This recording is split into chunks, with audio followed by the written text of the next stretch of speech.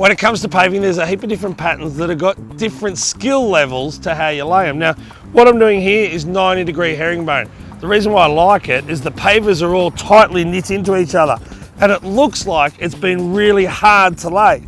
But realistically, if you just follow the lines, it's bang, bang, bang, bang, you can get a lot of pavers down quite quickly. Now, if you put that on a 45, it looks like this. There's only one difference. When you're putting your cuts in, these are a little Haven pave, you're just cutting them in half. For the 45, you're cutting them on the angle, so you end up with the 1/4 and the 3/4. But on the 45, on a driveway that's really long, it hides a few of the lines. So if your lines are slightly out, you can hide it with this one. If this is at eye level and you're seeing straight down a line, it can be quite eye-catching. And if it's not perfect, it looks quite bad. Now from this, you can go on to basket weave or stretcher bond. I'm going to lift it up and show you how to lay them as well.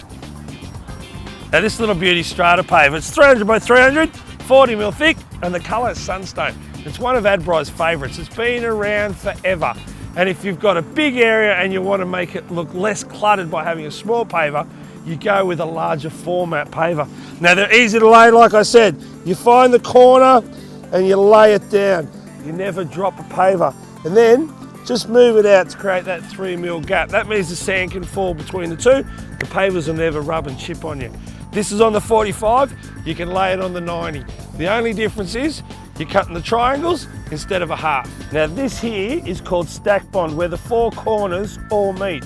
It's the opposite to stretcher bond. It means you get straight lines this way and this way. What we're looking at here is Adbri's Quadro laid in stretcher bond, which simply means it's like the side of your house. Each course is offset half a paver, so I could put cuts in there to finish the job off. What I like about this colour is oatmeal, is this is a quick and cheap, easy paver to put down. Cheap doesn't necessarily mean cheap and nasty. This is a good looking paver. But what I like about it most is it makes it easy for you because it's got these nibs on the side. And guess what? They're 3 mil. And it's important that you have that gap. So you lay your paver the same way, placing it into position, not dropping it. But you don't have to start moving it around now because you've got your 3 mil, because those nibs won't let the pavers touch each other. If by chance your paving job can be viewed at eye height, so it might be on top of a retaining wall and you can look down the lines, the stretcher bond can break that up, and it can be the difference between a bad and a good looking paving job. Here's 2 more options, and they're probably the entry-level simple ones, but that doesn't mean they look bad either. This one's stretcher bond. It's pretty much like the brickwork you'd see on the side of the house. You've got staggered joints and straight lines. All you need to do if you're doing a square or a rectangle is cut some in half to get started, and away you go. And then this one over here is basket weave. I like it, it's entry level. If you're building an area that has an infinite finish, so you can finish anywhere you like, say off the back of the house, into your lawn, you can do it with no cuts, and that means you don't have to hire a brick saw. All it is just 2 and 2 and 2 and 2. You can see the pattern, 2 this way, then 2 that way, 2 that way. And you repeat it in both directions, and you end up with a really nice pattern. Now, a couple of tips. I always like to run a header course around all my paving.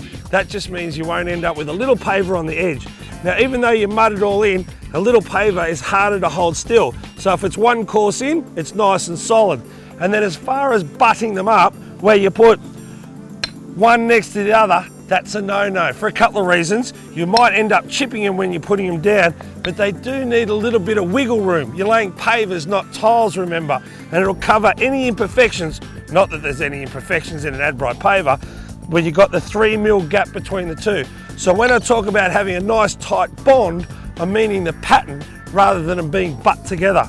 The best way to lay one, find the corner. So this is the corner here where the paver's going to butt up to the next one. Find the corner, put it down at an angle. When you get it there, don't drop your paver, just place it in position and then get that 3 mil with your fingers. So whichever way you pave, it's up to you. If you see a job that you like, take a photo of it and then copy that style.